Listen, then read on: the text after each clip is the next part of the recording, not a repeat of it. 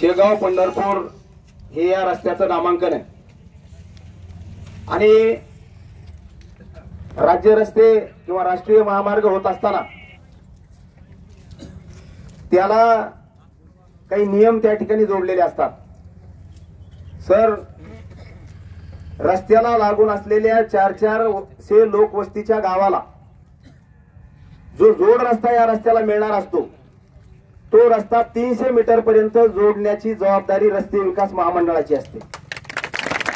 हा रस्ता आहे, या रस्त्याला लागून जर एक छोटीशी वस्ती जरी असेल तर त्या वस्तीचा जोड रस्ता या रस्त्याशी जो जोडल्या जातो त्या जोडल्या जाणाऱ्या रस्त्याला लागून या रस्त्याला जोडून 300 मीटर सिमेंटचा रस्ता या महामार्गाच्या गुत्तेदाराने करून द्यायचा असतो। आता या रस्त्यावर तर माझ्या माहितीप्रमाणे 5-6 गाव आहेत आणि जवळजवळ 25 ते 30% ऊस या परिसरातून या रोडला या ठिकाणी येऊन मिळतो। आपण पाहिलं की या 2-3 वर्षामध्ये याच कॉर्नरला एक 3-4 घटना त्या ठिकाणी घडल्या। वारंवार प्रशासनाच्या कानावरही हा पण विषय त्या ठिकाणी टाकला।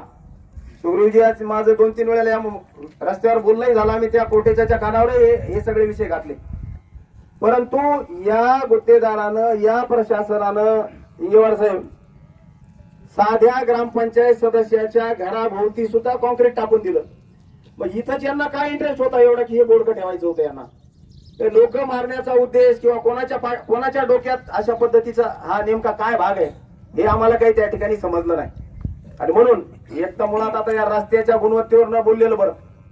1.5 किलोमीटरच्या भेगा कशा पडल्या, त्यांनी काय केलंय काय नाही, आता हा विषय जर बोललं तर तो राजकीय क्षेत्राचा आहे, त्याच्यामुळे त्या विषयावर न बोललेलं बरं। परंतु जे पास काढून दिलेले, जे जोड रस्ते काढून दिलेले, मग हा जोड रस्ता न करण्याचा उद्देश काय? तर या संदर्भामध्ये लोकशाहीमध्ये ज्या आपल्या काही मागण्या जर त्या ठिकाणी व्यवस्थित रीतीनं जर पूर्ण होत नसतील, अर्ज विनंत्या करून जर पूर्ण होत नसतील, तर आपण महात्मा गांधींनी सांगितलेल्या लोकशाहीच्या मार्गाने, आंदोलनाच्या मार्गाने आपली मागणी त्या प्रशासनापर्यंत पोहोचवण्याचा प्रयत्न करतो। सुग्रीवजींनी 3 महिन्यापूर्वी हे निवेदन कलेक्टरच्या समोर त्या ठिकाणी सादर केलं। कलेक्टरला एंडोर्समेंट करून मला वाटतं रस्ते विकास महामंडळाला दिलं। रस्ते विकास महामंडळाचा तो जीई आहे कोटेचा, यांना आम्ही वारंवार सांगितलं तर फोन केल्याच्या नंतर 10 हायवा सर कच्च्या असतील किंवा कॉन्क्रीटच्या असतील तर कुठेतरी ते टाकतात। इथं अर्ज आणि फाटे करूनही न करण्याचा एक उद्देश त्यांचा थोडासा अस्पष्ट आहे। असो, आता त्यांच्या डोक्यामध्ये काय किडे आहेत आम्हाला काही माहित नाही, परंतु निश्चितपणाने ही गरज आहे। नाही तर काय होतं किंवा एक ट्रॅक्टर जर काढायचा असेल तर प्रत्येक शेतकऱ्याला इथं त्या ठिकाणी पर्यायी वाहन उपलब्ध करावं लागतं, 1000-1500 रुपये त्याच्यात घालावे लागतात। अशा प्रकारची वस्तुस्थिती आहे आणि म्हणून ठीक आहे, जाऊ द्या, पैसा खर्च कोणीही करील, परंतु मोठ्या प्रमाणात अपघात होण्याची शक्यता वारंवार इथल्या या परिस्थितीमुळे निर्माण झालेली आहे। आणि म्हणून नियमानं या परिस्थितीत या गोष्टीची गरज आहे आणि अशी चुकीची गोष्ट काही या ठिकाणी मागत नाही, पण आम्हीच मागत नाही तर तुम्ही सुद्धा तीच गोष्ट मागताय। घाटीतल्या लोकांना सुद्धा या गोष्टीची गरज आहे।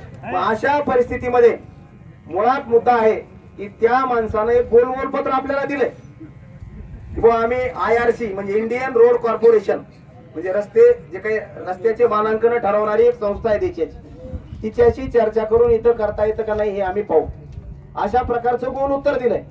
परंतु प्रशासनामध्ये अनेक अधिकाऱ्यांच्या हातात वेगवेगळ्या प्रकारच्या लेखण्या असतात। तसं इंगेवार साहेबांशी आणि भोंगाणे साहेबांशी आपली त्या ठिकाणी चर्चा झाली। मी तहसीलदार मॅडमशी आता बोललो, ते म्हणे आज मीटिंग आहे इलेक्शनची त्याच्यामुळे मला काही येता येणार नाही, परंतु मी मंडळ अधिकाऱ्यांना त्या ठिकाणी पाठवलेलं आहे। आणि इंगेवार साहेबांशी ही चर्चा झाली की ते म्हणे मला सुद्धा एवढीच गरज आहे जेवढी तुम्हाला गरज आहे, कारण माझा कर्मचारी जो खाकीतला आहे त्यानं नियम मोडू नयेत असं सगळ्यांचे अपेक्षा असते, संकेत असतात। परंतु आम्हाला पहिला नियम इथं मोडावा लागतो की चुकीच्या मार्गाने, म्हणजे ज्याला काय म्हणू आपण रॉंग साईडनं त्या ठिकाणी वाहने टाकावे लागतात। त्याच्यामुळं याच्या संदर्भात त्यांनी त्या ठिकाणी वरिष्ठ कार्यालयाला लिहिलेलं आहे। आता कसं असतं की एकाच लुगड्यात बायको म्हातारी होत नाही, सासरला आपण लग्न करून जर आणलं तर तिला दुसरं लुगडं घ्यावंच लागतं। ते काही दिवसाचा अवधी साहेब तुम्ही जर पर्सनली जिम्मेदारी घेत असाल एकदा, नाही तर मग थोडस पुढच्या वेळेला बाबा नीतिमत्तेनं मग आम्हाला जे करता येईल ते करायची तुम्हाला परवानगी एका अर्थाने द्यावं लागेल, कारण पोलीस प्रशासन त्या प्रशासनाला आदेश करू शकतं. कायदा आणि सुव्यवस्थेचा प्रश्न जिथं जिथं निर्माण होतो तिथं तिथं सजेशन किंवा सूचना करण्याचं काम किंवा अधिकार हे पोलीस प्रशासनाला असतात. आणि इंगेवार साहेबांचा स्वभाव त्या ठिकाणी प्रकरण निकाली काढण्याकडे त्या ठिकाणी त्यांचा कल आहे. आपल्या या 4-5 महिन्याच्या कार्यकाळात आपला त्यांचा जो काही सहवास त्यांच्या सोबत आला. आता आपण म्हणून जेसीबी आणून तोडून टाका, हे झालं हे दसकटपणाचं बोलणं. असं करणं म्हणजे आपल्यावर गुन्हे दाखल करून घेणे. आणि गुन्हे दाखल केले तर काय काय झालं आताच गायकवाड सरांनी सांगितलंय. एक माणूस नजर चुकीनं शॉक लागून त्या गणेश उत्सवात मेला तर 300-200 गुन्हे ह्या लोकांनी आपल्यावर, आता या लोकांनी म्हणजे आता त्यांचा नाही इलाज होतो कधी कधी, अलग लक्षात आपल्यावर दाखल केले. अलग लक्षात पाणी पुरवठ्याचे गुन्हे आपण ग्रामपंचायत मध्ये एवढं मोठं कांड घडलं तर आणखीन त्या बाया त्या ठिकाणी चक्रा मारतात. करणं सोपं असतं. कसं जोश आणि होश दोन्हीचा संयोग साधून आपल्याला आपला प्रश्न निकाली निघाला पाहिजे.